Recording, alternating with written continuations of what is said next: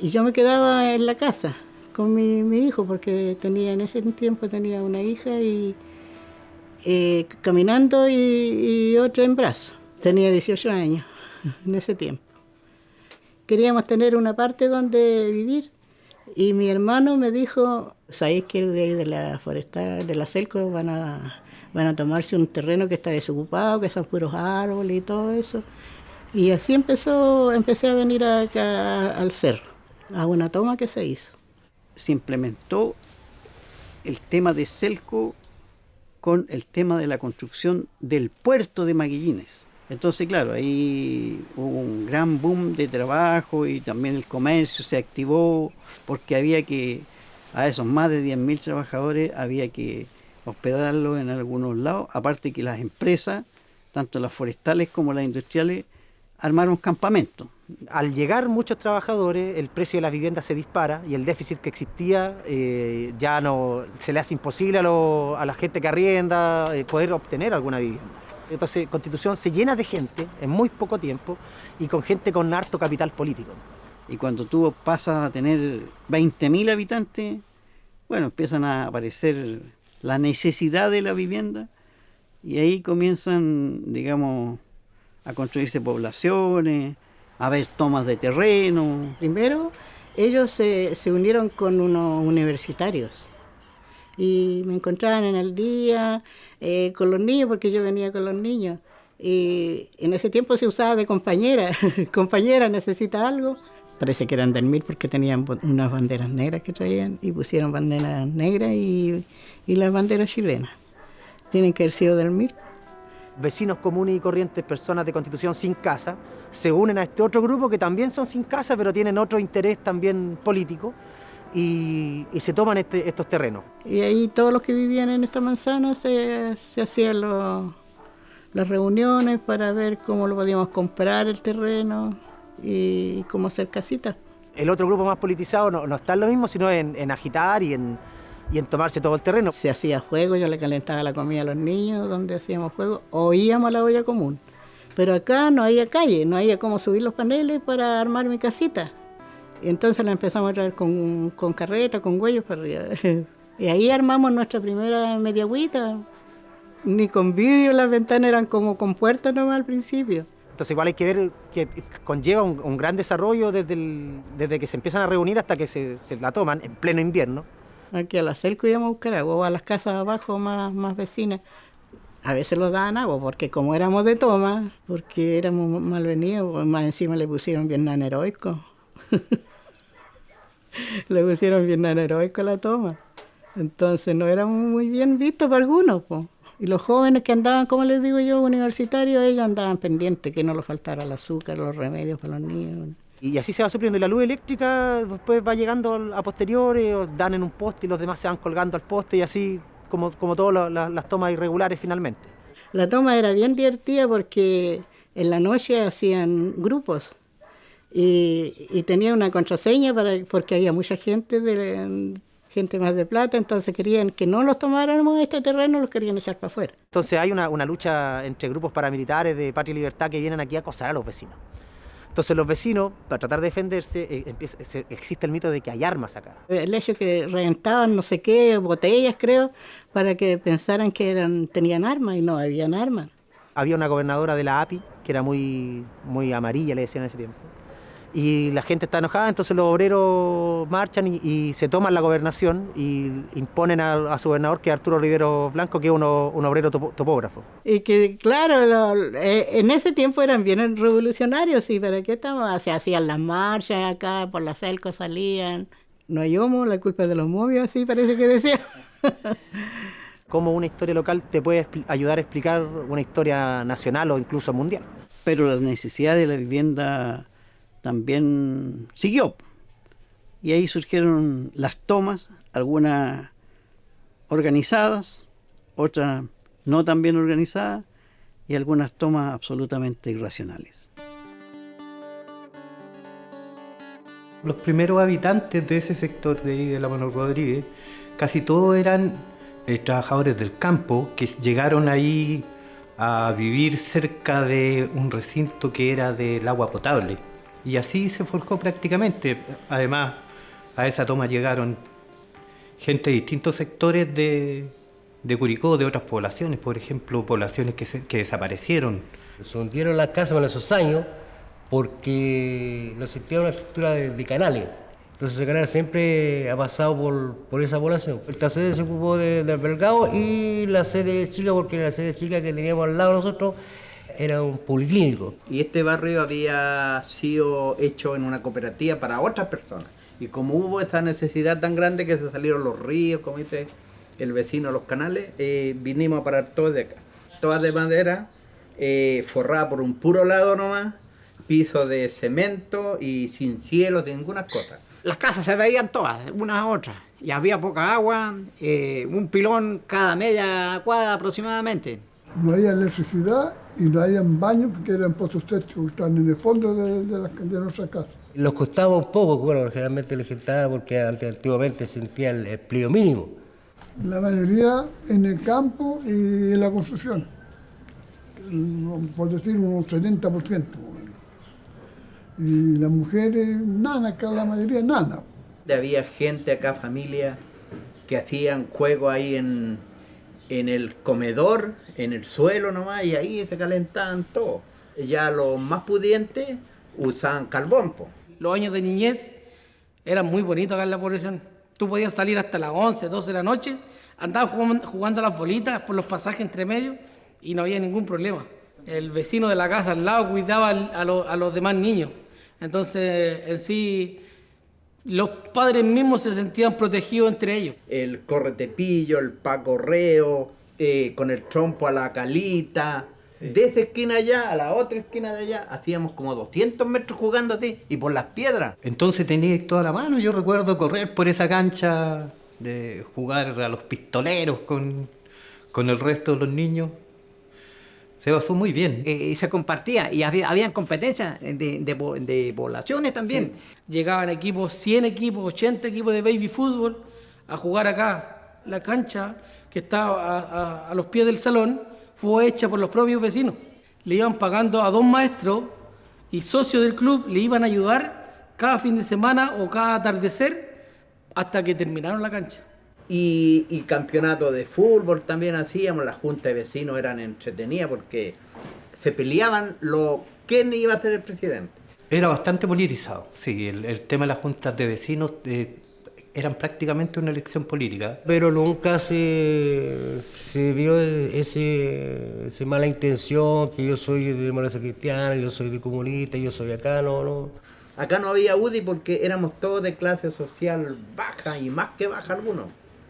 No le alcanzaba ni para clase social. Y con posterioridad, todos sus avances, ¿cierto?, siempre fueron con participación de los vecinos. Los centros juveniles que existían mucho en ese tiempo, ellos también organizaban eventos para ciertas personas para ayudarlas.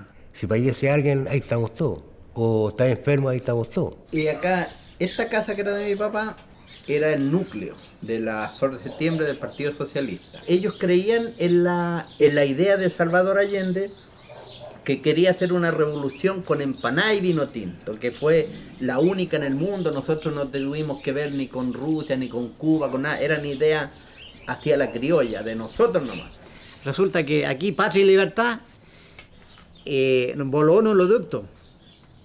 Hizo un tremendo atentado y murió gente aquí, un atentado grande, murió animales, gente. Apenas hubo el atentado, la gente donde sintió eso, prendió una vela y murieron unos pocos, porque si hubiera seguido saliendo gas, hubiera agarrado a esta población, capaz cuánta gente hubiera muerto. Mi papi en esa época, lo conocí yo a tu papá, pues. Viejito. Sí, el profesor Sala. Sí. El tiempo en que plantaba los árboles. Fuimos al barrio cuando construyó la placita ahí. La placita, la casa sí. de Fe. Sí. Sí. Él era siempre profesor. Siempre te daba una clase de lo que tú te acercabas y ahí él estaba cortando. Mira, es que está las cajas de empleados particulares, que era donde los papás cotizaban, eran las que de repente compraban ciertos terrenos.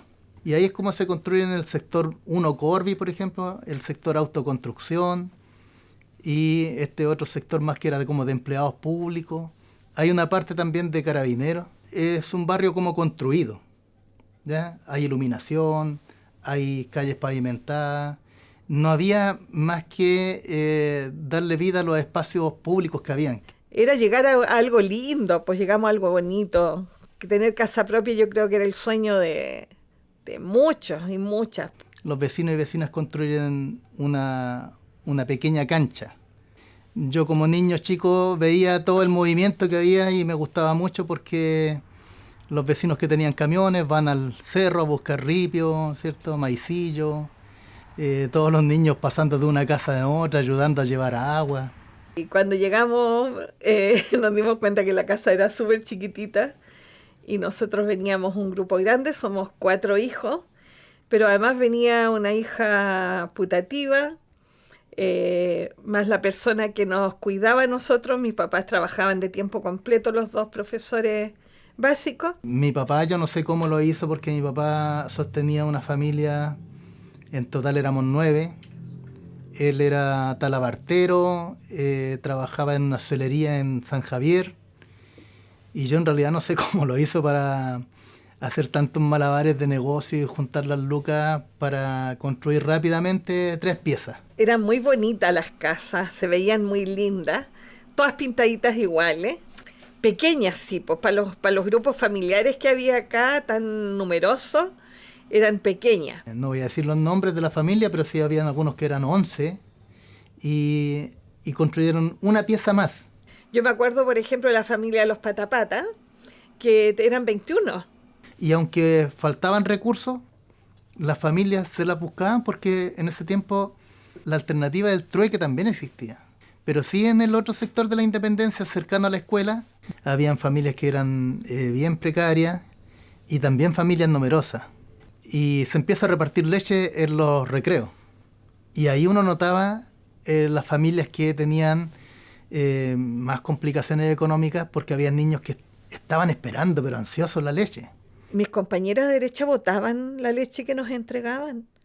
Y yo recogía, llegaba a la casa con 6, 8 kilos de leche fácilmente. La escuela era un centro que nos unía a todos, entonces nadie andaba mirando mucho, ¿eh? Es como un recuerdo de jugar entre todos sin tener esos prejuicios de este de acá o acá. Pero sí, cuando estudiábamos en las casas de ellos nos dábamos cuenta de las diferencias que habían, tanto en la construcción, los espacios, ¿no es cierto?, como las necesidades que habían. Uno gritaba de dónde somos y el resto respondía: somos de la Mamamán, de la Sososo, de la B, de la La y de la Co, población José Manso de Velasco. Cuando nos reuníamos nosotros en la plaza de armas, se llenaba la UNOSUR. Eso era maravilloso porque era con banderas, con gritos. Se hacían murales con respecto al proceso que se estaba viviendo en la Unidad Popular. Con campesinos, con obreros, con estudiantes, niños estudiantes. Porque cuando había venido Allende a la población, sabían, de la casa habían salido casi todos los cabros que eran no de la escolta, pero sí de los que iban por alrededor del vehículo de Allende, haciendo que la gente estuviera más al lado. En mi casa mis hermanos me molestaron durante mucho tiempo porque yo no me lavaba un lado de la cara. Donde me había dado el beso el presidente Allende, yo no me lavaba la cara. Mi hermano mayor, Carlos, él era militante y por lo tanto era miembro también de la Brigada Elmo Catalán de la Juventud Socialista. Fuimos siempre fieles a nuestro compañero, con los recursos mínimos, trabajamos para él. Las organizaciones se juntaban y decían: yo soy dirigente yo soy presidente de tal partido, esto, otro. Los días domingos eran los días de trabajo voluntario y salíamos a recolectar cartones, botellas y se mandaban a hacer fonolitas para los campamentos, para ayudar a los campamentos. Se hablaba de que la Junta de Vecinos nuestra era la Junta de Vecinos más grande de la región, porque llegó a tener un policlínico. Además, mi papá era voluntario de la JAP, de la Junta de Abastecimiento Popular, y hacía guardia para cuidar también en la INDAP.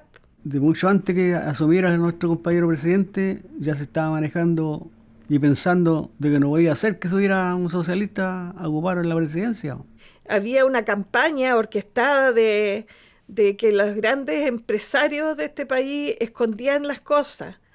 Y qué vergüenza para nosotros que éramos revolucionarios y que nuestro abuelo, que era de derecha, tenía acaparamiento en su casa. No es que no hubiese dinero para comprar, era un desabastecimiento totalmente forzado. De ahí ya para adelante fue poniéndose difícil cada vez más para nosotros, los trabajadores.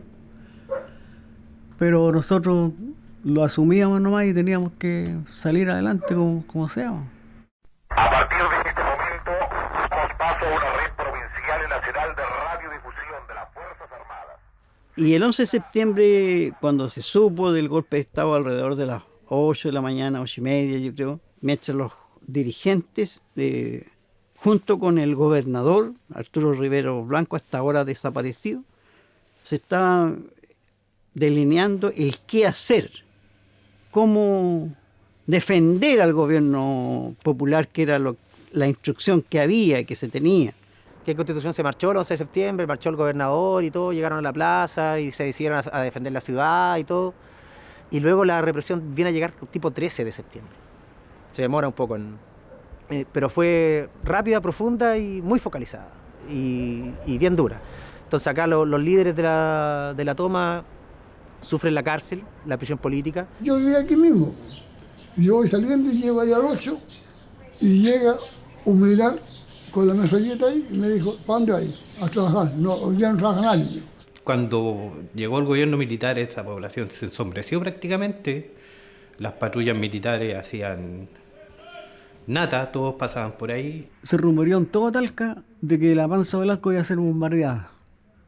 Al escuchar esas palabras, imagínense cómo estábamos nosotros acá. La vecina de la casa pareada de mis padres entra llorando y abraza a mi mamá y le dice, vecina, mataron al Chillo. Estos desgraciados mataron al Chillo. Y a las 5 de la tarde un militar en el centro de la cancha en ese tiempo lanza una ráfaga de fusil al aire para anunciar que el toque de queda había empezado. Después del golpe los almacenes abrieron y todos tenían mercadería. Todas las noches aparecían rondas por las calles, y militares y vehículos. A veces no podíamos ni hacer las reuniones y hacíamos las reuniones oscuros, sin velas, sin nada, así. Entrábamos y que nadie los viera entrar. ¿No hay toque de queda? Y el toque de queda. Ellos estaban dispuestos a defender el gobierno. O sea, con palos, con lo que tuvieran, pensaron que era más fácil frente al poder militar, que es imposible enfrentar. Empiezan a bajar especialmente del cerro O'Higgins. ¿Qué pasaría con mi marido? Venía del trabajo y no sé nada de él. Mucha represión. Hasta el fin de la dictadura se veían los allanamientos en la población. Salían ahí a la calle a saltar, bien, somos libres.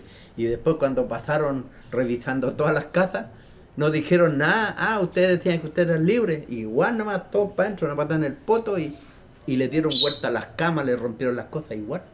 Sí, pues andaban en la noche, yo sentía alrededor de la casa, escarbando, y a veces se encontraban hasta con los pozos negros por ahí. Y cuando el golpe, claro, lo primero que surge es que había que empezar a guardar cosas.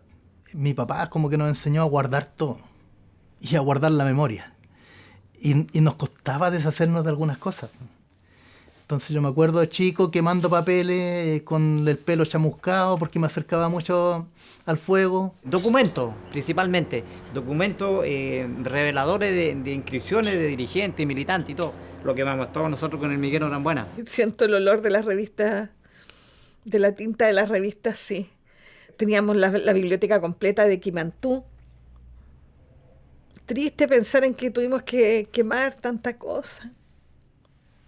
Bueno, llegaban las fuerzas policiales especialmente y te destrozaban completamente la casa. El 11 de octubre, un mes después del golpe, es el gran allanamiento acá al sector Independencia. Y ahí llegan los militares golpeando las puertas de las casas a las 6 de la mañana, ¿no es cierto? Y sacando a todos los hombres mayores de 18 años.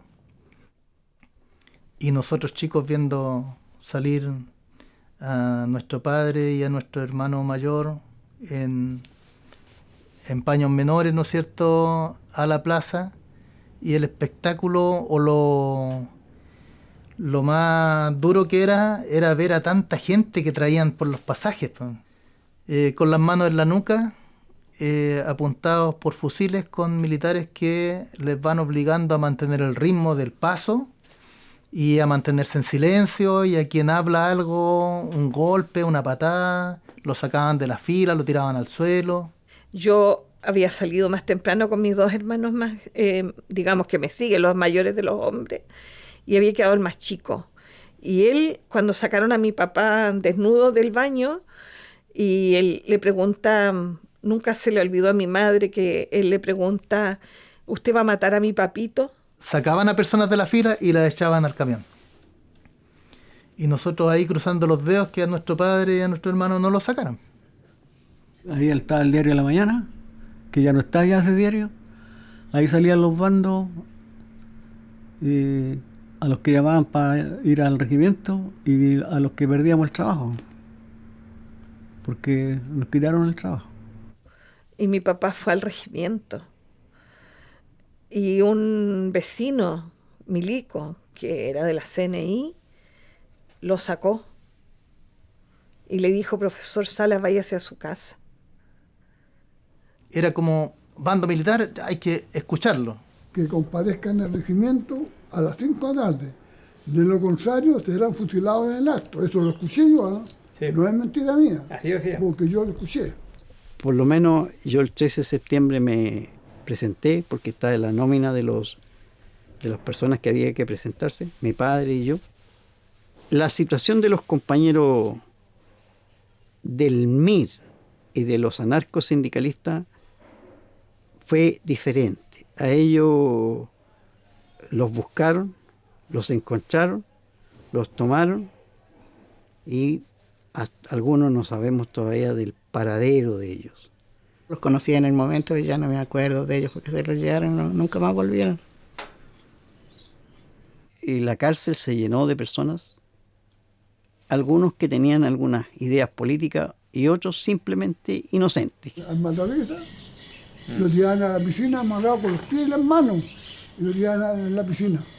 Aquí hubo un comandante del regimiento, Jaime Girón, que gracias a él no ocurrieron más muertes, más tortura, porque la orden de allá salió, lo que le estoy diciendo yo, y atacar fuertemente el Manso Velasco, de torturar y matar a mucha gente más. Con nombre y apellido estábamos nosotros ahí metidos. Mis amigas llegaron corriendo a la casa al día siguiente porque los papás los detuvieron en la noche y su papá no permitió que entraran al dormitorio de las niñas y le dijo que ellos iban por ellos, que ellos los tenían que llevar, y al otro día temprano llegan las niñas corriendo a la casa a avisarnos que se habían llevado detenidos a sus papás. Y llega el camión de militares y se lleva delante de todos los cabros chicos, se llevan al director de la escuela. Y en la mañana en la escuela llegan corriendo unos familiares a buscar a Jaime, que era profesor ahí, que era hermano de Héctor, que lo asesinan en su casa.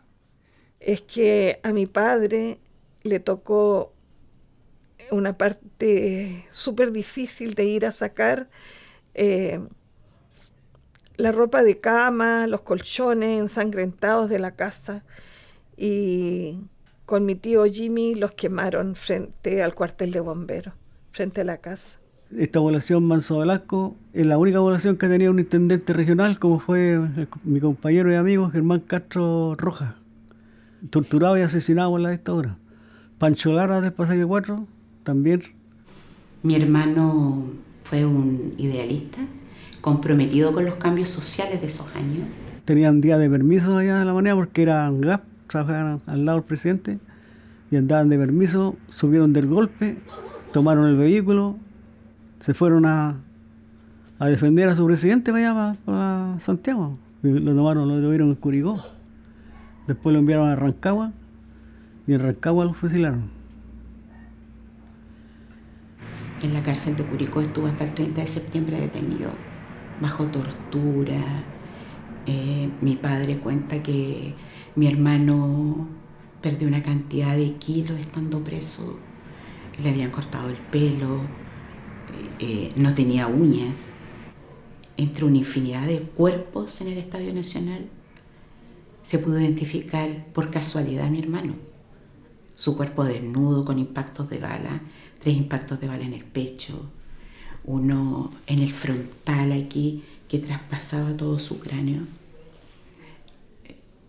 Y obligaron a la gente a hacer como trabajo voluntario, pero obligados con los milicos ahí mirando que pintaran las murallas. En la población se veía marchar a los milicos, por cuestión que no pasaba en otras poblaciones. Esa es la verdad, hubo persecución. Mi cuñado, presidente de asentamiento, largó todo, a ese no le hicieron ni una cosa, a un cuñado que tengo por ahí. Acá empezó a funcionar la CNI y la verdad que todos andábamos asustados. Eran milicos que nosotros los conocimos con uniforme de milico y que después andaban de terno, ¿cachai? Entonces sí sabíamos quiénes eran y sabíamos quiénes eran soplones también. Y lamentablemente aquí en Manso Blasco hubieron 2 que se reconocieron que andaban haciendo ese trabajo.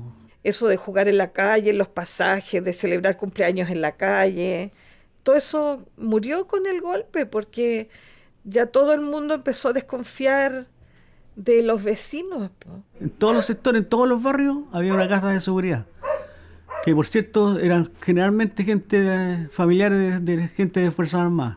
Yo salía temprano y había un auto afuera de la casa y que avanzaba paralelamente conmigo, me decían Soto, y yo miraba y me apuntaban con la pistola y la gatillaban. Estábamos mal y perseguidos sistemáticamente. Totalmente sumidos en el miedo. Todo lo que había de organización, todo lo que había de alegría, todo lo que había de cultura, todo se terminó. Pero después de eso, más que el rompimiento del tejido social, queda como la inexistencia del mismo, en el sentido de que quedamos aquí nomás, hay que quedarse callados, aguantemos. Así que después ya cuando tuvimos más edad, lo único que queríamos era escapar de acá del país. Y lo fuimos todos. No, cuando yo viví, la miseria estaba aquí en la casa, porque mi mamá estaba sola, y mi mamá era lavadora, lavaba y planchaba. Y eso eran los trabajos que habían. Claro, y además le habían sacado la luz, el millón, y le habían sacado el millón del agua. Y yo tuve que volverme sí o sí a Chile, lo que no quería, porque justamente en Argentina se levantaba un dictador. Y ahí los años que vivimos para adelante fueron harto malos. Estoy 2 años preso en Valparaíso, mi familia tenía que ir a visitarme allá. Otro hermano, el Agustín, cae preso el día 4 de octubre, un día antes del plebiscito del 88. Otro golpe más para la familia. Mis papás, por ejemplo, se retrotrayeron hacia su casa. El dolor, lo injusto, lo traumático y el miedo es imposible. Nos quedamos fracturados para siempre. Y veía cómo llegaban las esposas de los compañeros que no tenían que comer en la casa, que la estaban echando porque no habían pagado el arriendo.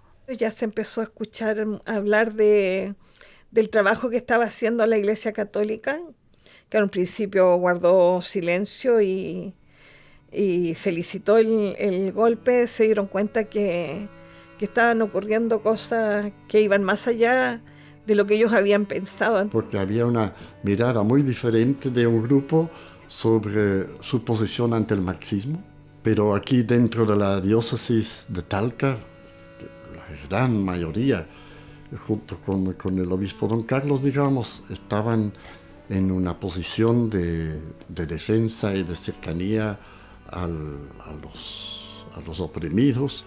Iba a ser muy importante cuando todo este otro tipo de organizaciones son descabezados y donde les llega la prohibición de reunirse, lo que después significó de que ellos trataban de infiltrar y mandaron, ¿cómo se decía?, soplones para ver qué es lo que se decía en estas reuniones. Y a partir de esto también tratar de frenar y de decir, oiga, cambie su discurso, porque sus colaboradores lo van a pasar mal. Y después aparece por el lado social los comedores. La gente se contentaba con sobrevivir. Las mujeres han sido fundamentales, cómo se han mantenido. Hartas mujeres solas luchando. Ahí la mamá hacía de papá y mamá. ¿Qué hacís con tu marido en la cárcel? Sin ni un peso, con 2 o 3 chiquillos. Y la dictadura, de una u otra forma, tiene la habilidad de mantener vivas las organizaciones de mujeres, reforzando como ese rol de que las mujeres eran las que habían pedido el cambio de gobierno. Y claro, se instala SEMA Chile. Pero los centros de madre funcionaban igual, hacían sus modalidades, hacían sus cosas, la gente se juntaba, pero hasta cierto límite nomás, porque sabemos que en ese momento de la dictadura no se puede hacer reuniones. Y ahí empieza a haber diría yo, como una primera disidencia, de tratar de mostrar una diferencia, pero que no fuera muy notoria. Aparece, claro, la figura de la mujer con mucha fuerza. Están acá, que son las que organizan las ollas comunes, quizás no de una manera tan politizada, pero son ellas el baluarte organizativo de la población. Las mujeres, ¿no es cierto?, las esposas o las hermanas de los detenidos desaparecidos, que también se fueron organizando y conformando, digamos, una fuerza impresionante, inédita. Ella participó inmediatamente cuando se armaron las agrupaciones de derechos humanos y familiares. Ella partió, digamos, por la memoria de su hijo. Nos leía puras pasajes de la Biblia que tenían que ver con la lucha de los cristianos contra los romanos, con respecto a la lucha contra la opresión, el tema parábola o la buenaventuranza o todas esas cosas, que mi mamá como que las leía porque había que salir a buscar a su hijo. Y como que se impregnaba de ese valor que le daba la fe para ir a golpear los portones del cuartel de la 4 Oriente 1470, que era el centro de tortura aquí en Talca. Y ella empezó a invitar a otras esposas de los detenidos que sabíamos que estaban ahí, y ella las aglutinó, y un día fueron 6 o 7 mujeres a golpear esas puertas, hasta que salió un tipo con una metralleta por arriba de la muralla y las apuntó a todas que sí, que ahí estaba, y reconoció. Me decía un día a la esposa de un detenido desaparecido, antes de morir, aunque sea una mano que pudiera encontrar de mi marido. Y los hijos hasta hoy, y las hijas, siguen con la esperanza de encontrar a su padre, a su hermano, a su hijo. Ahora, claro, en los años 80 también de nuevo aparecen las otras organizaciones. Los que éramos militantes del PC con la izquierda cristiana, formamos el PPD comunal allá en el campo. Aquí formamos una famosa coordinadora democrática que no tenía, digamos, diferencia. Ahí entraban todos los que quisieran. Todo lo que en algún momento hablábamos para callados, ahora ya era el momento de hablarlo, sí, sin ningún temor empezamos a hablar, sí, mi hermano está preso, por esto otro. Y comenzó un movimiento grande, y al final eran miles de personas las que salían a la plaza. También son los jóvenes de los grupos juveniles, digamos, que muchas veces participan en estas protestas. Que se empieza a hablar un poco más de que en Chile efectivamente hay detenidos desaparecidos y que los medios de comunicación no pueden escapar a señalizar eso porque había mucha presión internacional. Muchos dicen que al gobierno militar se le derrotó con el lápiz y un papel. Yo creo que no, yo creo que lo derrotaron los pobladores. Ahora, en ese tiempo igual la represión es muy grande. Hasta ya la llegada de la democracia en los 90, en que se rearma la Junta de Vecinos. Se le coloca Junta de Vecinos Bernardo Higgins, que es el nombre que tiene la población desde el mismo golpe militar. Todo el mundo feliz porque hayamos ganado. Se arma un gran escenario, y para mi desazón se impidió que algún representante del Partido Comunista subiera a ese escenario. La dictadura había dejado a la nueva Junta de Vecinos firmada el día antes de irse. Lo que no pasó en dictadura, en la Manuel Rodríguez, sí pasó después en los gobiernos de la Concertación. Se atomizaron las juntas de vecinos. Se juntan 3, 4, 5 personas y se eligen entre ellos y siguen funcionando como presidenta porque se sacan entre ellos. Como que se refuerza esta cosa de la propiedad privada del modelo, de decir, no, es que nosotros nos preocupamos de nosotros. Ese es el problema de ustedes. Ha ido desapareciendo ese tejido social que había en aquellos años. Y lo otro que empieza a meterse fuerte, que era algo que no era conocido en el mundo vecinal, son los proyectos sociales. Y en las poblaciones no siempre están las capacidades para generar proyectos, porque es una cuestión también bien importante. Ya la gente se organiza para cumplir con requisitos, pero no para ser parte de lo que están construyendo. Yo que ya después, ya estando organizada acá, teniendo mi casa, no tendría que salir. Sería a politiquear. Bueno, y ante la necesidad de la vivienda, la gente no están resolviendo el problema. ¿Y qué importa que no tuviéramos sindicato? ¿Qué importa que no tuviéramos organización social?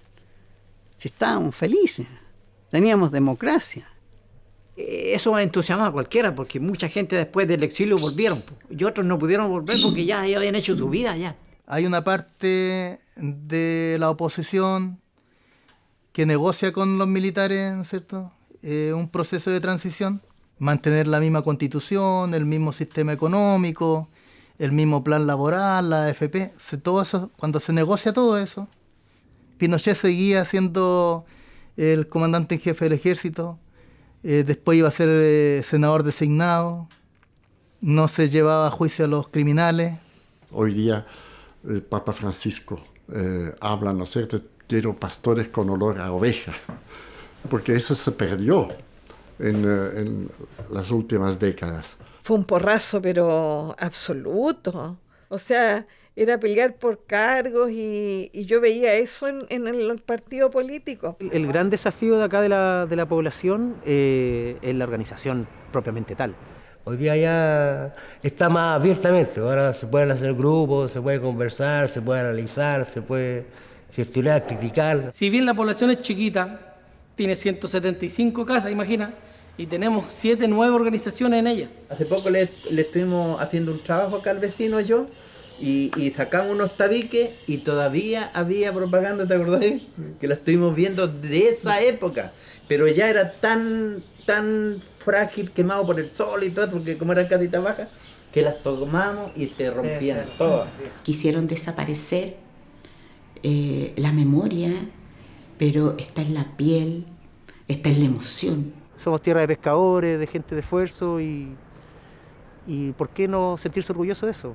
Para disputar el futuro hay que disputar el pasado también. Sobre todo entendiendo que hay sectores que fomentan el negacionismo, por ejemplo. Un resurgimiento del pinochetismo.